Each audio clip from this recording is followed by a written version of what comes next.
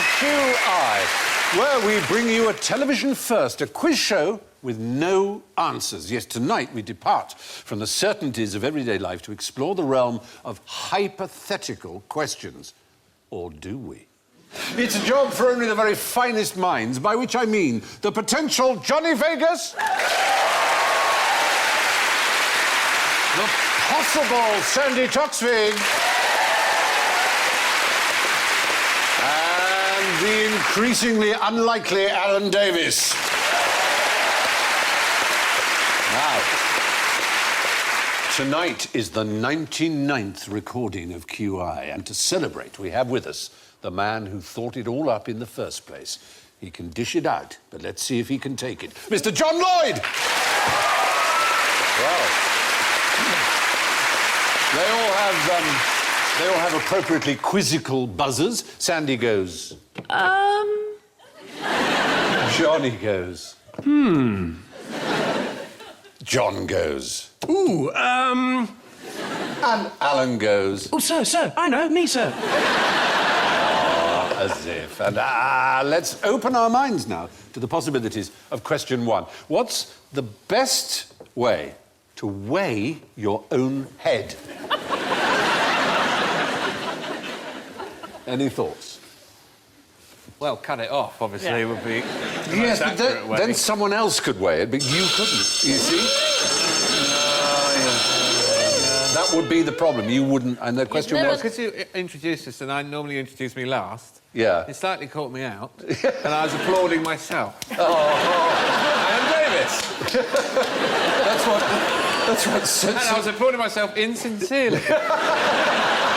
That's what Soviet leaders do, isn't it? Or chimpanzees. Yeah. One or the other. Yeah. Why would you want to weigh your own head? It's a sort of a boys' thing, isn't it? You can imagine some poor woman married to a scientist and she's at home and she's wormed the dog and fed the children and got everything sorted and her husband gets home and goes, "Good news, dear, I've weighed my own head." I grant you, it may not seem like the most useful thing to do, but it does employ interesting scientific ideas on which we all depend. Is it that thing that David Frost used to tell that joke for years and years? The, do you want to lose 12 pounds of unsightly fat? Cut off your head. Was that his joke? He used to tell that a lot, yeah. What is one of the most famous ancient moments of scientific discovery? Well, Archimedes. Is it Archimedes in the bath? Archimedes in the bath. Now, tell me, what did Archimedes do and why did he... So would you just put your head in the bucket? Oh, right. Oh, is that right? I have no idea. Yes, join in. I was going to weigh myself, go to the swimming baths. Yeah. Right, and bob, and then get people to feed me until I sank. And then come back out and weigh myself again. Yeah. And that sounds much more scientific. So by displacement of the water, you can tell... Yeah, you take a big bucket and you fill it full of water and you drop your head in, and because water and the density of your head are about the same, you get a very close approximation by the amount of water that you displace. You could put apples in to make it fun. You could bob for apples to make it fairer, yes. And what did your head weigh when you tried this? What would you say is the average weight? The University of Sydney has a department where they weigh heads quite a lot, and they have a pretty good average. By dunking them in buckets, do they? They don't actually dunk them in buckets. Is it 12 pounds? It's 4.5 to 5 kilos, which is... I have no idea. Well, that's 5 kilos is 11 kilos. not far. Yeah. 2.2... Oh, it's about 12 pounds. Yes, about 12 pounds. Well done. I'm going to give you a point for 12 pounds, John. I think I've negotiated some points.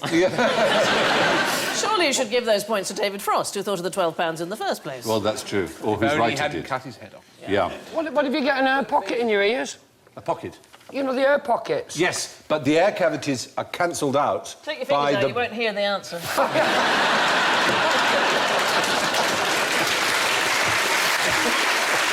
The bones, you have bones that are denser than water and air pockets that are lighter than water, and together it does seem that the head average is about water, so it's a good displacement test. But there is a modern piece of technology that can do it to frightening degrees of accuracy. Bound to be a laser or something like that. No, it's a CAT scan, a CT, and they can tell the density of every little tiniest part of the brain and the skull and all the rest of it, and tot it all up. My dad's got heavy eyes. Has he now? Yeah. Have you weighed his eyes? Or No, we've not weighed him, but he's very fearful of leaning forward. He's Do they come It's a out? sleigh. In case they crash through his grass. Doesn't like leaning forward. He thinks they're going to come out. Like on springs, like those things you can buy. No, Going- we got rid of novelty, Dad. This is mental, Dad. Do you know, my grandfather had 2 glass eyes, and yet he could see. So what happened was, he's sad, he lost one eye. I mean, he wasn't careless, he was ill. And he had a glass eye made, which was perfect, exactly like his other perfectly working blue Scandinavian eye. And then he had one made that was bloodshot. And it was known as Grandpa's party eye. And he kept it in a box on the mantelpiece. And when he was going out for the evening, he'd take out the false blue one, he'd put in the bloodshot one, and he'd say, "I'm going out now, and I shan't be back till they match." Oh, that's brilliant! Absolutely brilliant. Fantastic. And I seem to remember you I telling thought me... he had 2 glass eyes like that. I know, that would be silly. Did he have a hole at the back where somebody put that? Was your granddad Nookie Burr? On the subject of heads, do you know anything about Sir Francis Drake? No, I don't mean Sir Francis Drake. But as I've mentioned him, do you know anything about him?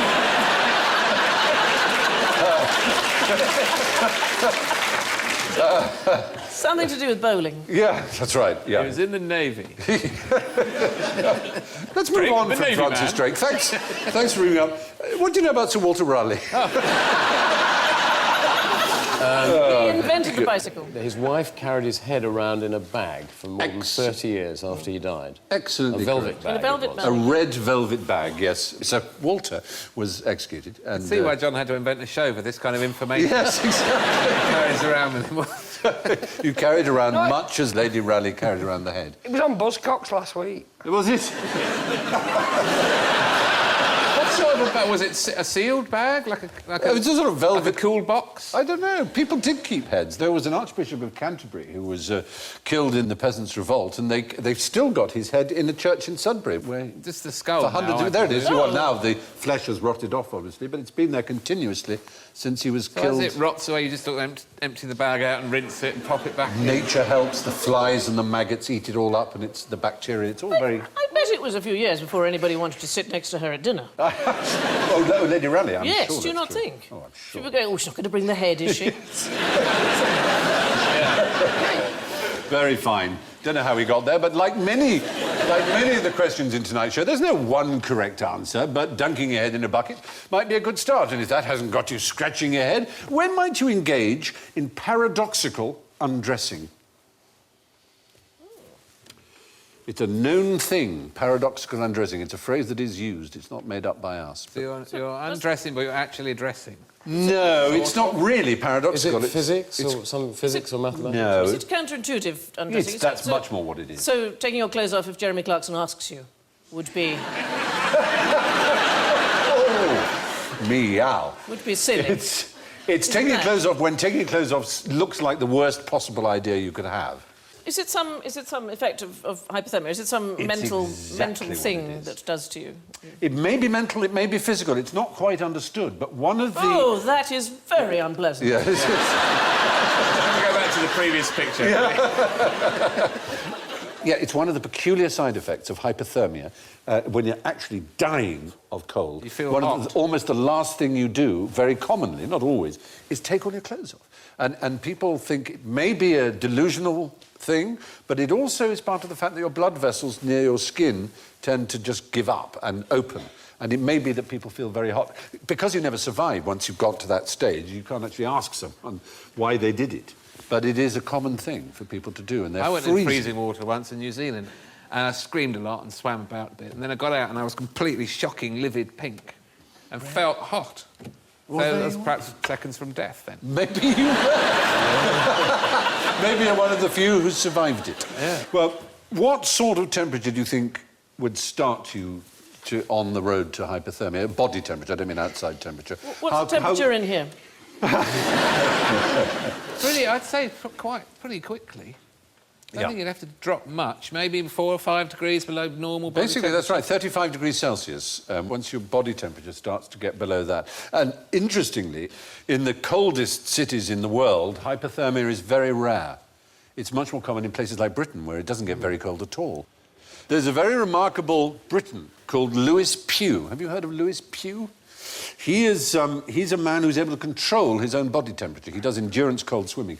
As far as we know, he's the only person known to science who can do what he can do. He can swim in cold conditions unlike anybody else, and he is able to raise his body temperature at will. It's completely startling. He can stop himself shivering. He is really an incredible figure, and we contacted him. And he said that he thought he could do this... he's not coming in here because it's free. He said he thought he could do this because he had trained himself, as it were, over years and years and years to do these endurance swims in incredibly cold waters. And that his body, as it were, saw it coming and prepared for it. That was his only explanation. But cold water has a bad effect on a boy. I mean, he looks good there. I bet he doesn't fill his swimming trunks when he gets out. Well, maybe that.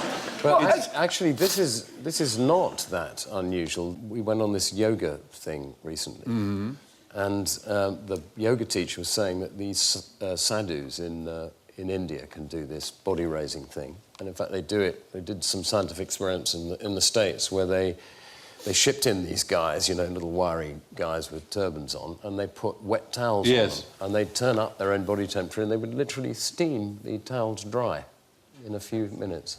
Extraordinary. Can you hire these people? Yeah. Well, a good act. They get on Britain's Got Talent.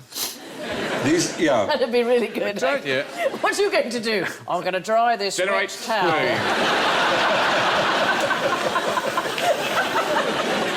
You could do patterns on wet towels with your hand. It's art. I thought that if you were going into cold, you needed to lower your body temperature so it wasn't such a shock. So that's why they say you have a cold drink in a cold place and a hot drink in a hot place. So you're inside and outside. Yes, it does seem likely, but I think for his the SAS just wrong about it. Yeah, well, maybe for the extremes that he goes under, it's more important for him to stay warm. But why don't people, when they do that sauna thing and they jump into the snow, why don't people get hypothermia then? Is it because they're not in it long enough? They're not in it long enough. Okay. I think that's the point, yeah. Also, they're pissed, usually. Because they're Scandinavian. Scandinavian. We can't resist a drink, I'm afraid. I'm sorry. Very true.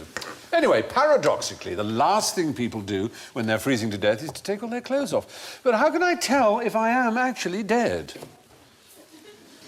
How can one tell if a person is actually dead? A room full of people are cheering. If it was me. The 20-year-old malt is being broken out. No, we would all weep at your death. And you can feel someone putting a pen in my hand and just going, rewriting my will. You mean the vital signs don't count? Is that what we're going to set the ringer off? No, I'm not. It so happens it is a very moot point. There's the difference between legal death and medical death. There's also... It's quite recent. In the 1830s in France, there were about 30 different symptoms, if you can call them that people thought were determining symptoms of death. But nobody could be sure whether somebody was dead or not, so they held a prize, quite a big prize, over 1,000 francs, for the person who could come up with the best way of determining if a person was dead. They're watching EastEnders without reaching to turn it off. Unfortunately, it just predated the first episode of EastEnders, 1830. The prize wasn't given till 1848, and even when it was awarded, most of the medical establishment refused to believe the winner, who was a young medical chap. The Victorians used to use a trembling scarab. They used to use it looked like a little scarab with sort of legs on it, and they used to put it on the head of somebody and watch to see if it moved, because the person would... And if it didn't move, that was... There were lots of things like that. I mean, these were some of the ideas that didn't win. Sticking a thermometer into the stomach to see if the patient was cool enough to be dead. Attaching pincers to the nipples. Oh! Scalding the patient's arm with boiling water to see if a blister appeared. They try all of these on one person.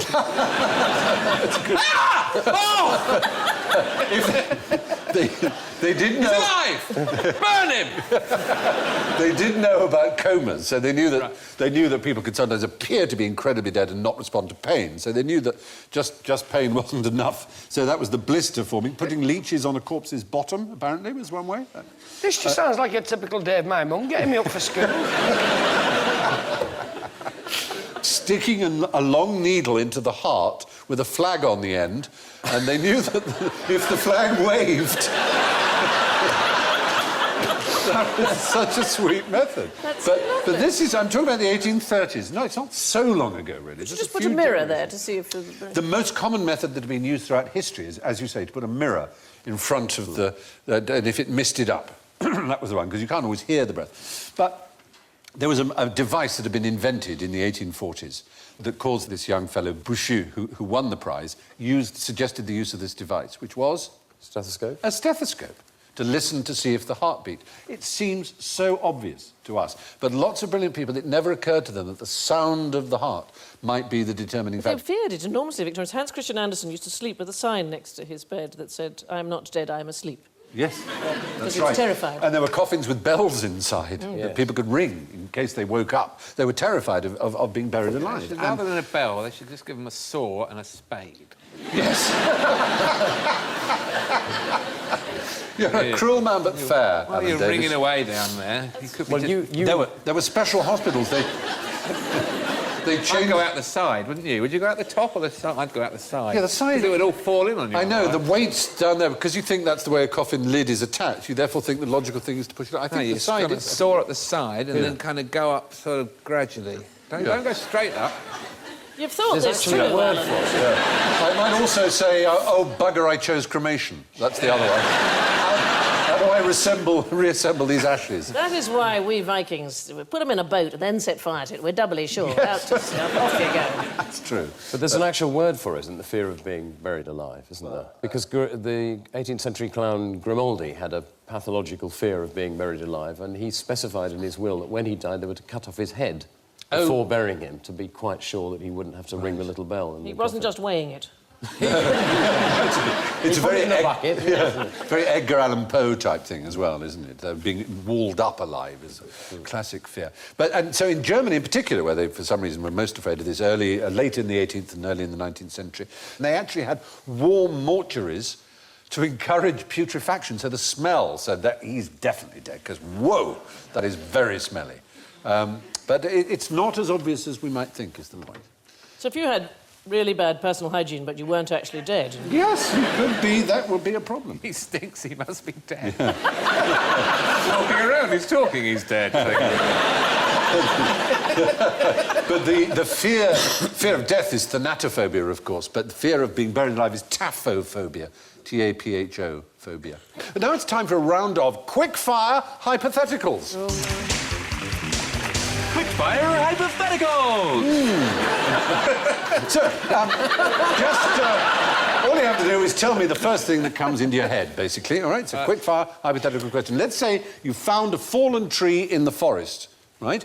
Obviously, it fell down before you arrived, but did it make a sound as it fell? Ooh, No. Well, no one's going to say yes, Yeah, you're right. I mean, do you know where this question comes from, as it were? It's a Bishop famous... Berkeley. Bishop Berkeley, yeah. Philosophical question, isn't it? That if there's no one to hear a sound, Is there a sound? is there a sound? It depends so much what you mean by sound, doesn't it? Well, there isn't, because sound is the vibration of the eardrum.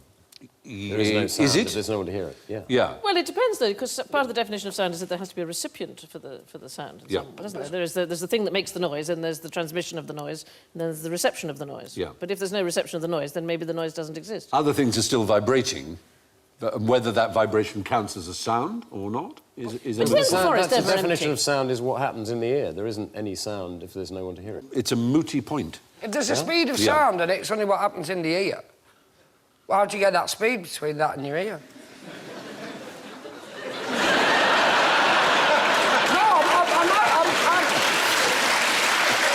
Do you know, Maybe by the time that tree's formed you got there, that sound's halfway around the world and making someone else very nervous. Ah!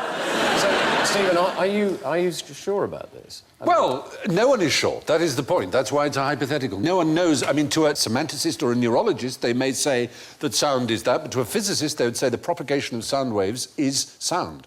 Whether or not there is an ear to vibrate, it is a sound wave. And if it's a sound wave... I disagree that they are sound waves, because if you've got... You may disagree, but you're welcome to. But you're They're not... vibrations, you're but not they only become a sound wave when there's an ear to receive it. It's rather like... Do you remember we talked about a thing that really astonished me? Did you know that light's invisible?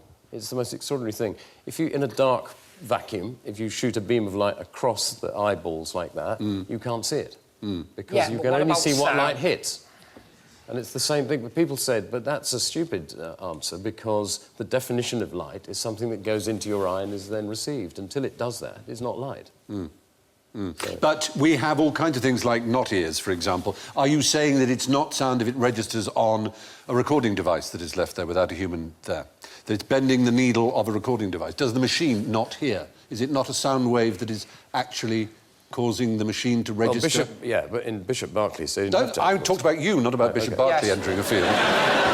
The point is, it's not as simple as just to say yes or no. Go on, That's why Steve, it's a go good on, question. you've got it! Got it!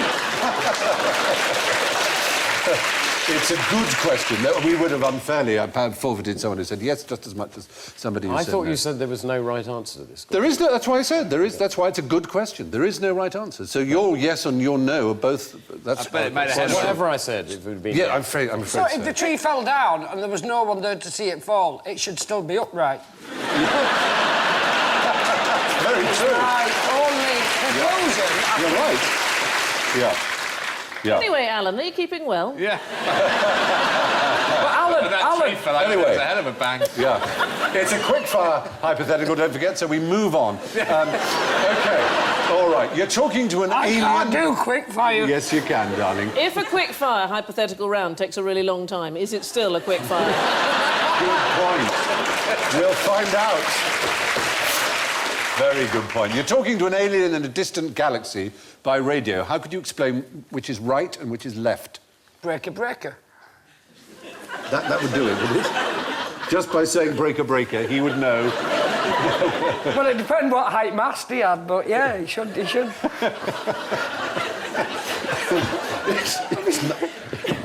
nice to be talking... There's got to be alien truckers. Yeah, it's a fair point. They must move I'm telling freight. him what's left and right, and if he's got a smoky on his ass. Right.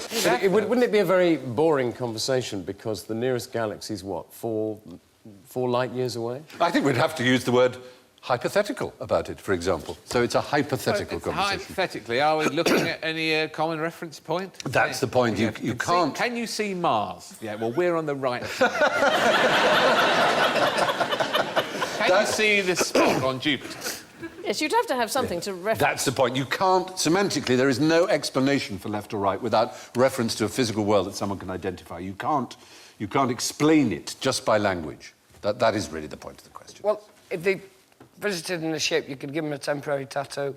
Yes, you could do that. Left, which is right. why we framed the question so specifically, saying that Or talking on a temporary radio. tattoos were out. Sorry. Yeah, I'm just a remote galaxy. problem solver by nature. No, it's good.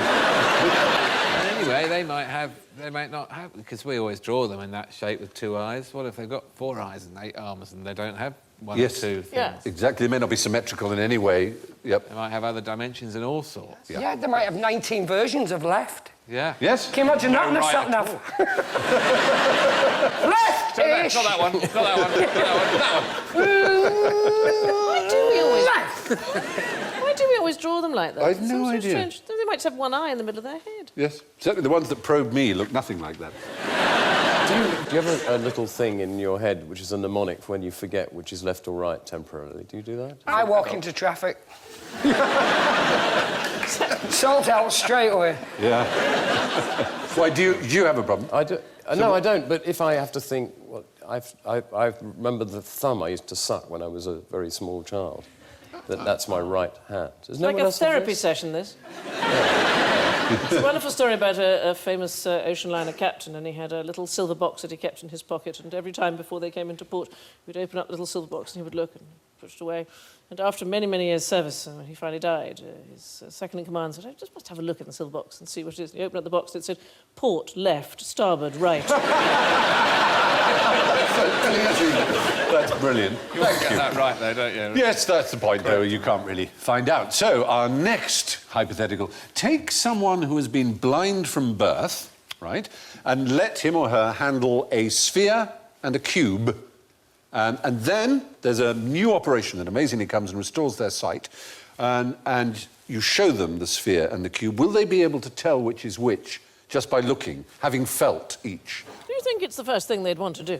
No, that's why it's hypothetical, but it has been done.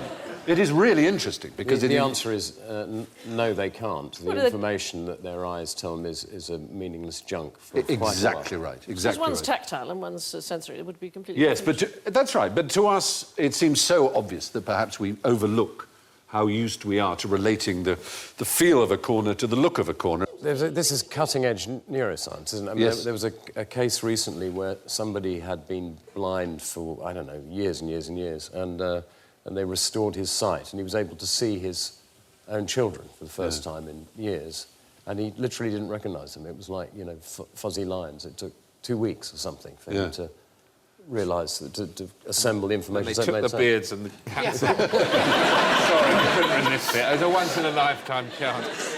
Have you done the reverse thing, which is to go to that... There's a restaurant where it's completely dark. I went to one in Berlin called Noctia, I think it is, yes, where it's absolutely blind. Have you... What? No, I haven't, but I mean to go, because it's really extraordinary. And it's blind people who serve you, so Yes, they walk that's right. around The with great waiters are all ease, blind. and you can't see anything at all. And I would imagine, does it make a difference to how you eat things? I'd imagine, I don't Yeah. mean that you miss your mouth, I mean that it tastes different. Yes, it does. That's really the point. They talk you through the food, they tell you, and you feel it, and you smell it, and you use all these other things that you usually forget to use when you're eating food because you're looking at people and talking to them, and you just look down and see how well arranged it is. But instead, it's quite animal. The weird thing is going to the loo, of course. This waiter takes you by the hand and you kind of threads you through the tables. You go into a closed passageway, closes one door, which is into the restaurant, so that stays dark, and then he opens the other door towards where the loos are, and he doesn't actually take the old chap out or anything like that. So that would be a bit cheeky. Unless you tip him very well. Unless you tip him very well.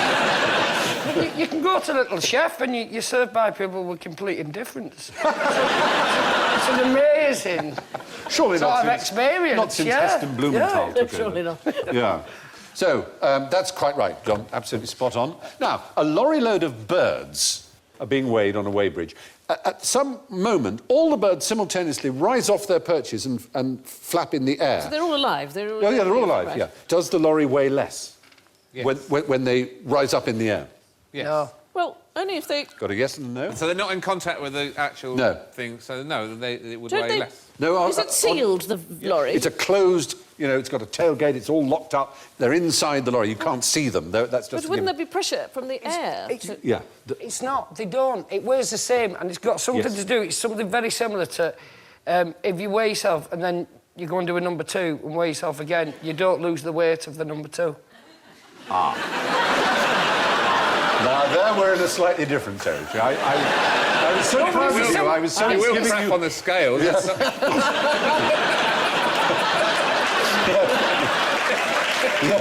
You're right.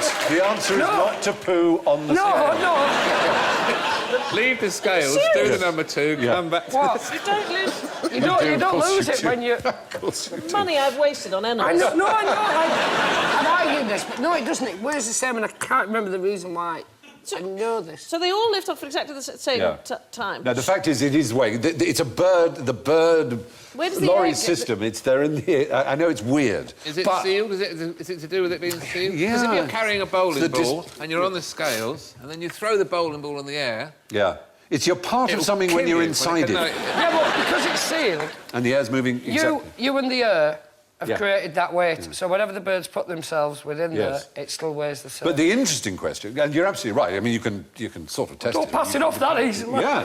But the interesting question is if it's an open-top lorry and they're all sitting on the perch and they jump up, and they jump up slightly higher, and then they're actually out of the system, they're no longer part of the lorry bird system, then it would be lighter. Well, there we are. Well done, everybody. That was perhaps now it's time to move on from our hypotheticals. That was very quick. So, hypothetical problems are, of course, the curse of the practical man, but how do curses work? Well, someone curses you and you think that you've been cursed, so you change your own behaviour and bring about your own downfall. That's kind of more or less precisely right. It's a negative version of what effect? The placebo effect. Yes, it is indeed. There is I'm on the wrong show. I should be on Mastermind. Or something. You should. Are you saying it only works if you believe it? Yes. It's like a placebo. It's actually called the nocebo effect. Nocebo, as in noxious, as in harm. I will harm nocebo in Latin. So if I made a voodoo doll of Johnny and I stuck pins in it, it wouldn't work unless I sent him a sort of picture on his phone to show I'd done it. Yes, and he believed, of course, that, Yeah. the point is you have to believe it. Yeah, you have to get a good likeness. Yeah. Otherwise, Peter Kay would be rolling around in pain. That would never do. Now, other curses, do you know what the 27 Club is? There's a curse, supposedly?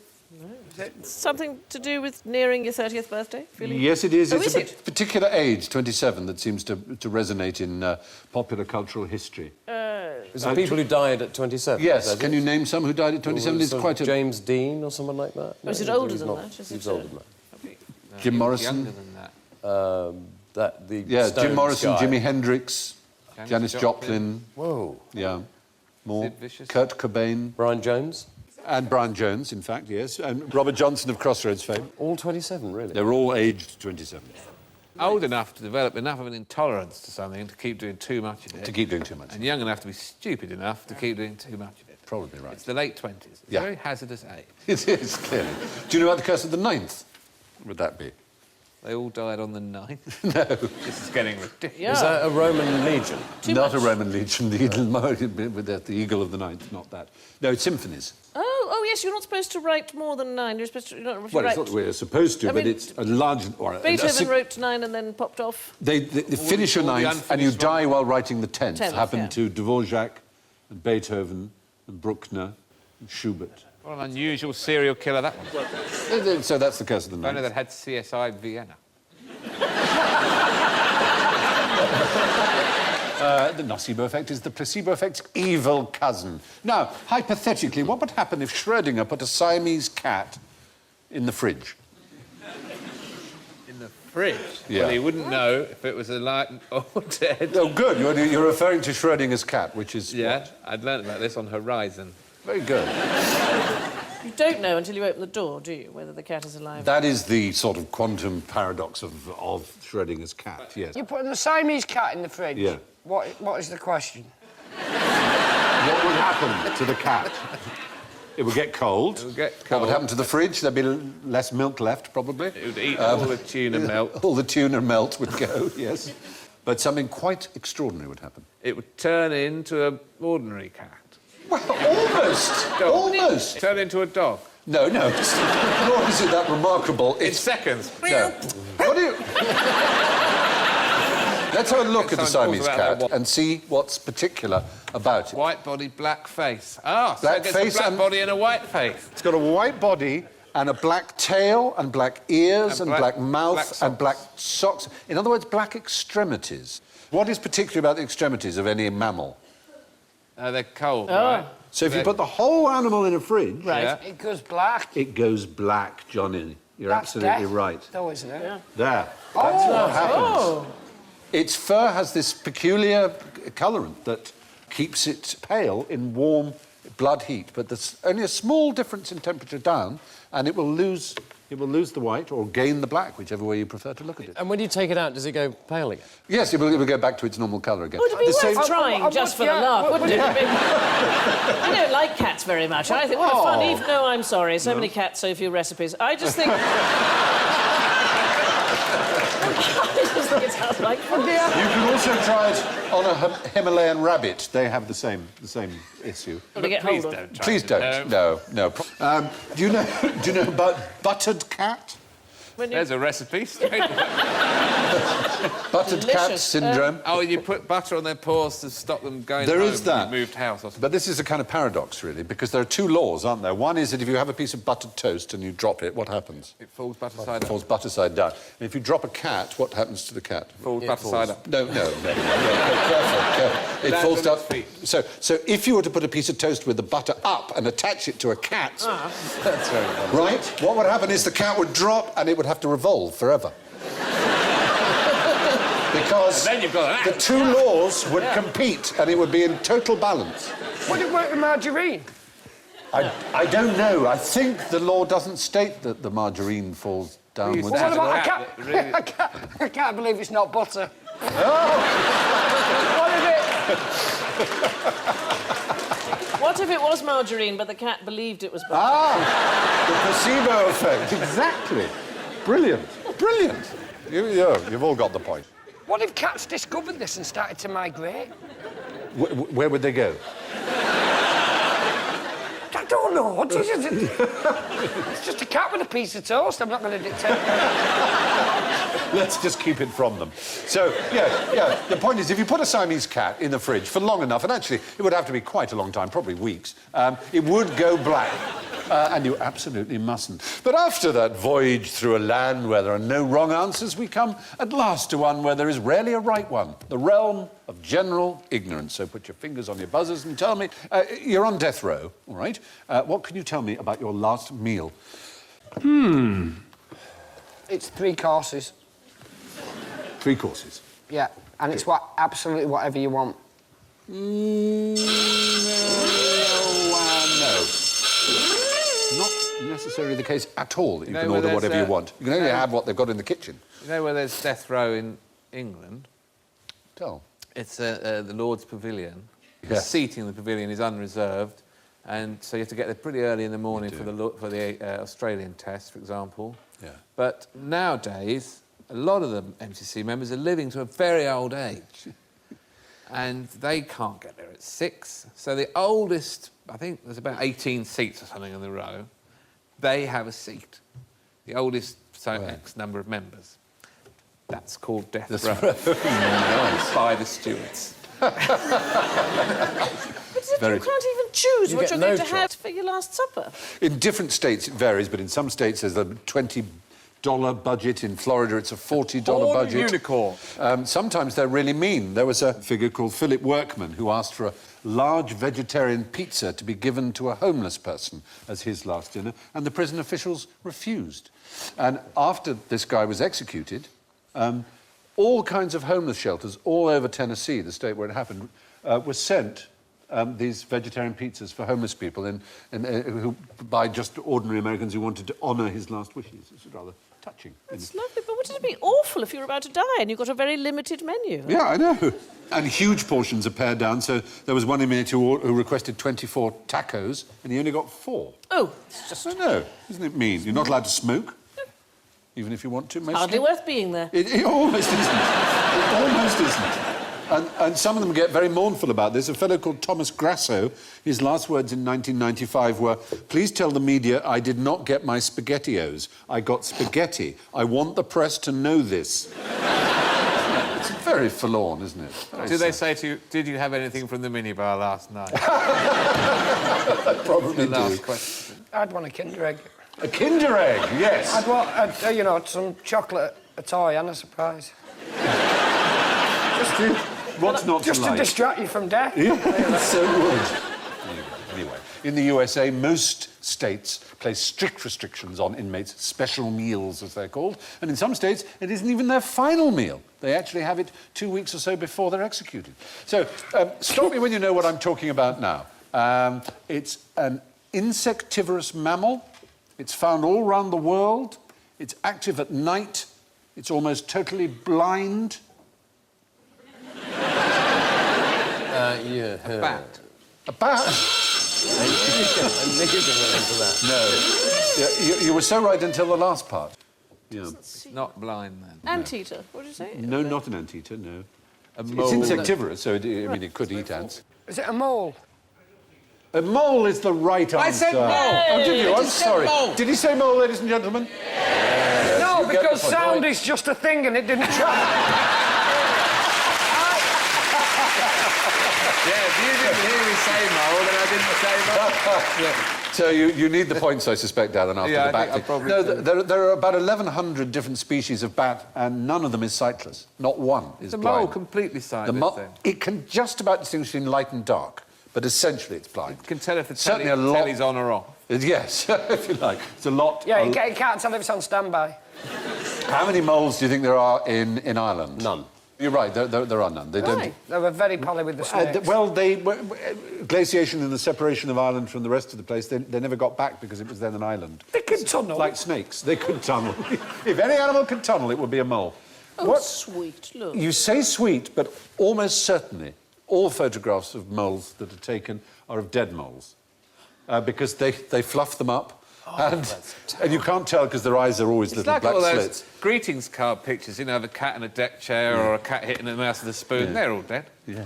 I fear so. Yes, moles are as blind as the proverbial bats. Bats, perversely, aren't. And finally, the ultimate hypothetical question. Which came first, the chicken or the egg? Chicken. No! The egg is the right answer, yes. Yes. There's that wonderful old joke about chicken and egg have just made love. And they're lying there having a bit of a post-coital cigarette. And the chicken says to the egg, well, that answers that old question.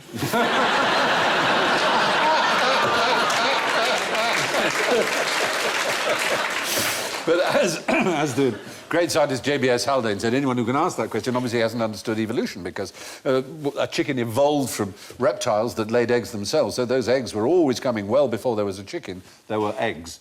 So it did indeed come first, the egg. What's unique about chickens? Well, there are quite a few things that are unique about them, but the most obvious thing, looking at that, what does it have that no other bird has? Combs. No other animal has those strange combs on the head. It's thought to be something to do with temperature regulation.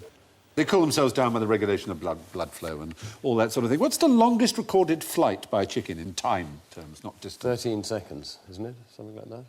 Yes. Yes, it is 13 seconds. Is it really? Yeah. I think we're going to get a record score. I don't claim that's true, but that is one of the oldest internet pieces of trivia I know, apart from a duck's quack does not echo and no one knows why, which we know isn't true. No, we know that isn't true. So, anyway, birds evolved from egg-laying reptiles, so there were definitely eggs before there were chickens. So we emerge older, but not much wiser at the end of the only quiz show to offer no answers, just more questions. But had there been answers, let's see who would hypothetically have won. And our theoretical winner tonight with 2 points is Sandi Toksvig! Notionally in second place is Elf Master General John Lloyd with -1.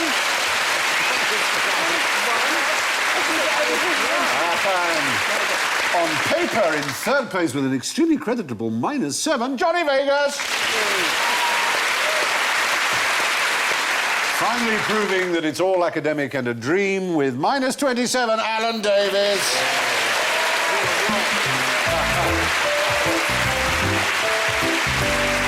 So, that's all from this hypothetical edition of QI. Or is it? Yes, it is. So, it's good night from Sandi, Johnny, John, Alan and me. Good night.